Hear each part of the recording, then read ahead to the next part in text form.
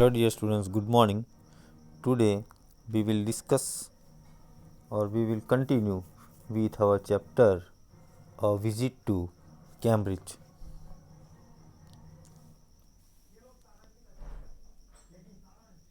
Here in this chapter is a talk about Stephen Hawking. Today we will continue with this chapter, and here in this para that a lot of people seem to think that disabled people are chronically unhappy. So, here in this para, the author expresses how the most people think that people with different abilities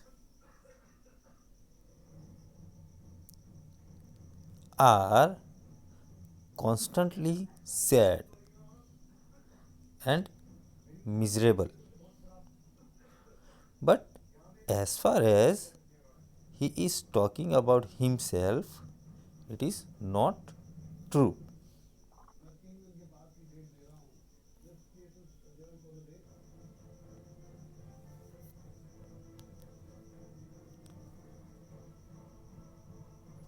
He asked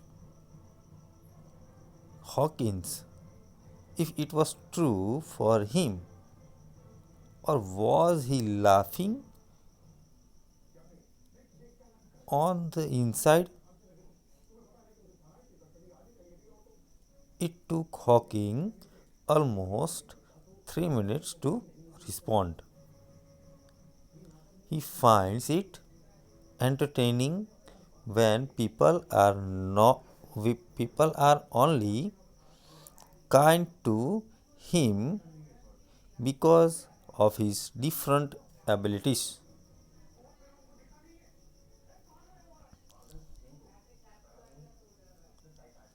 The author further asks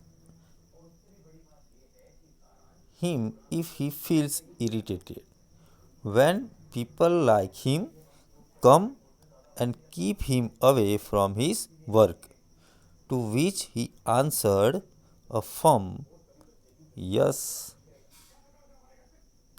After that, Stephen smiled his one-way smile,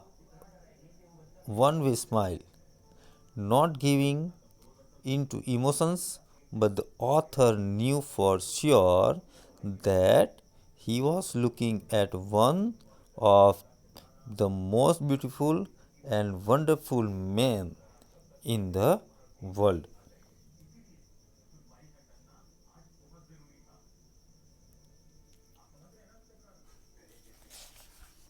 Here in this para, that a first glimpse of him is shocking.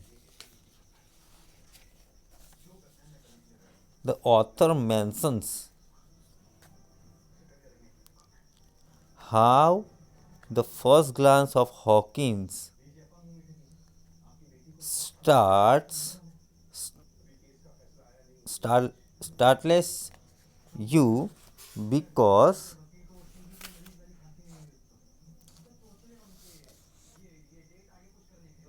he is motionless,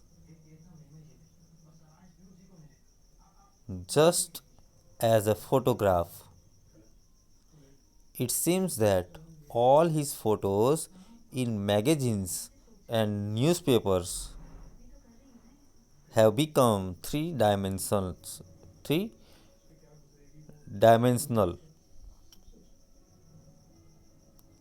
But still,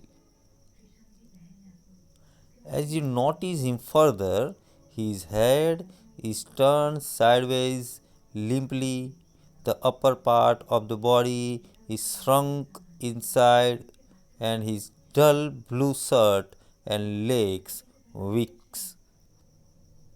His eyes appear as if they can speak, they are still and yet trying to speak something of great significance and urgency. Although what they are saying is hard to understand.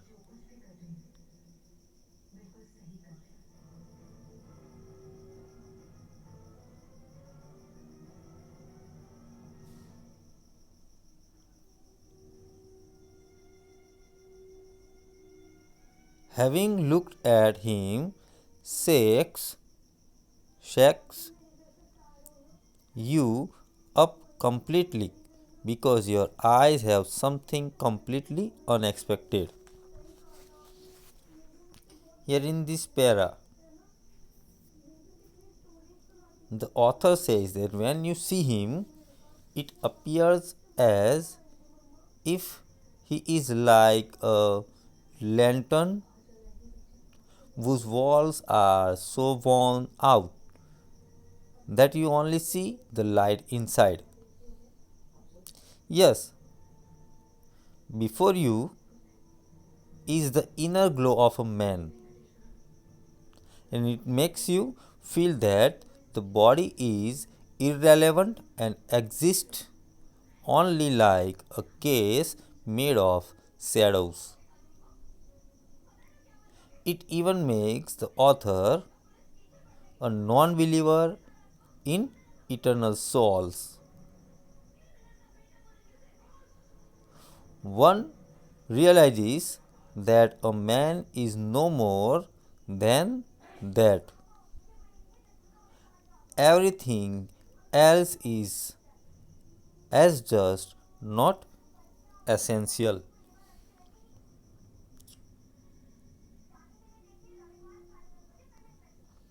Here in the next para, the author says, or the author asked Stephen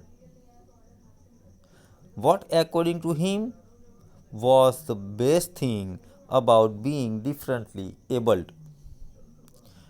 To which Hawkins replied that he did not find anything good about it. The author then expressed that he thinks it makes you discover that there is so much kindness in the world.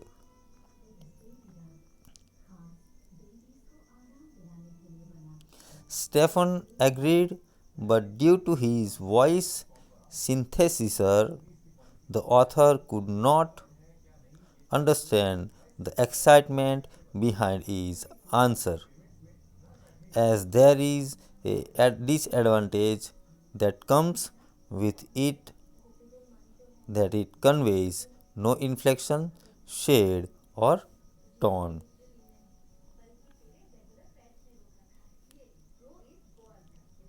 The author mentions that each time he had adjusted himself in his chair or had a look at his wristwatch to track time, he wanted to make sure that no single minutes of the meeting went wasted. He adds that he was relieved and happy about the limited possibilities his body had no offer. In that moment, it almost did not matter to the author that he would never be able to walk or even stand for that matter.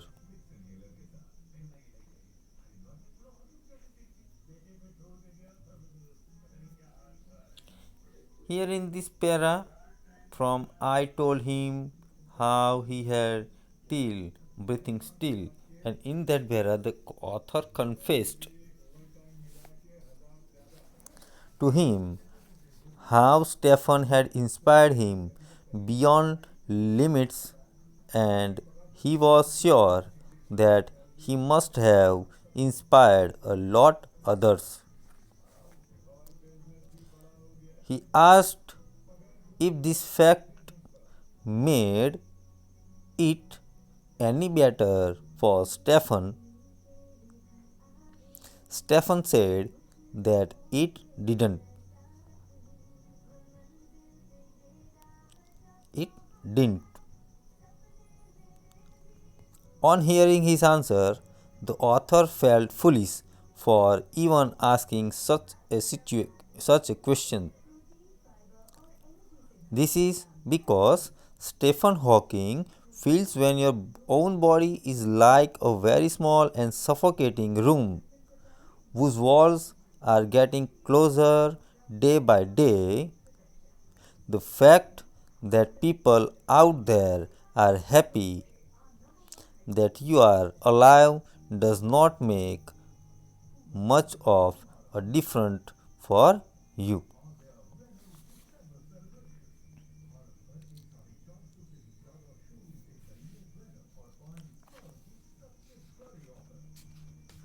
In the next para,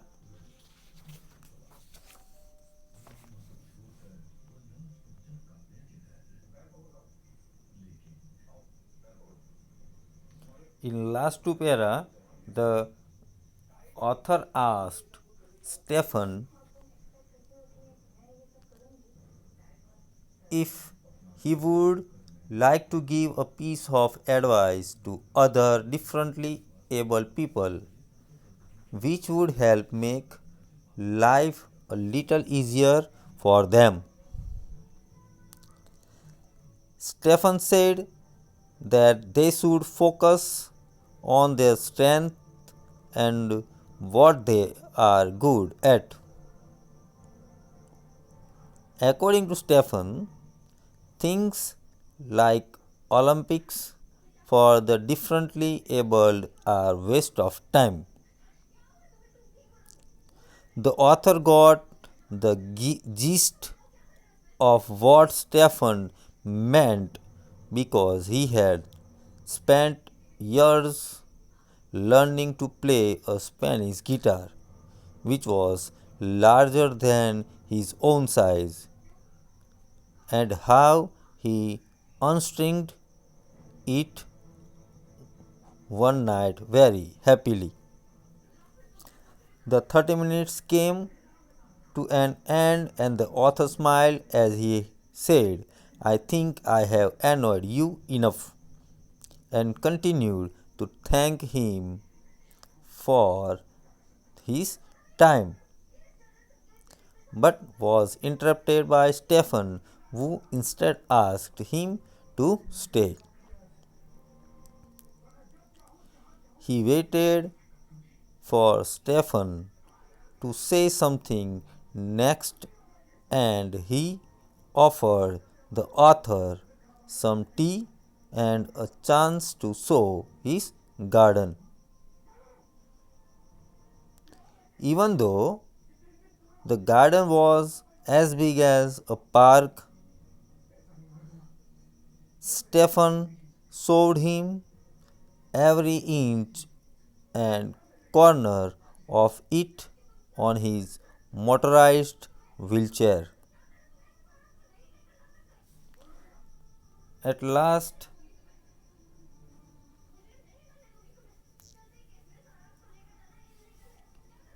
the author says that an hour passed and it was time to leave.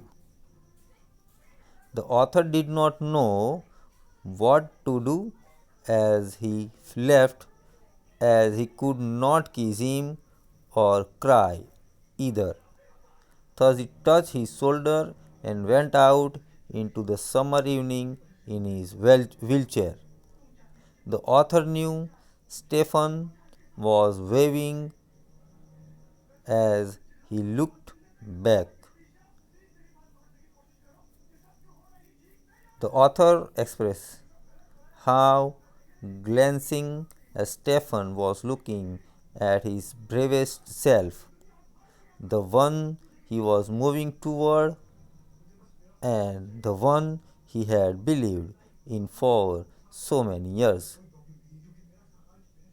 He was well aware that his journey was over for now in England. So here he ends this chapter. Thank you. Have a nice day.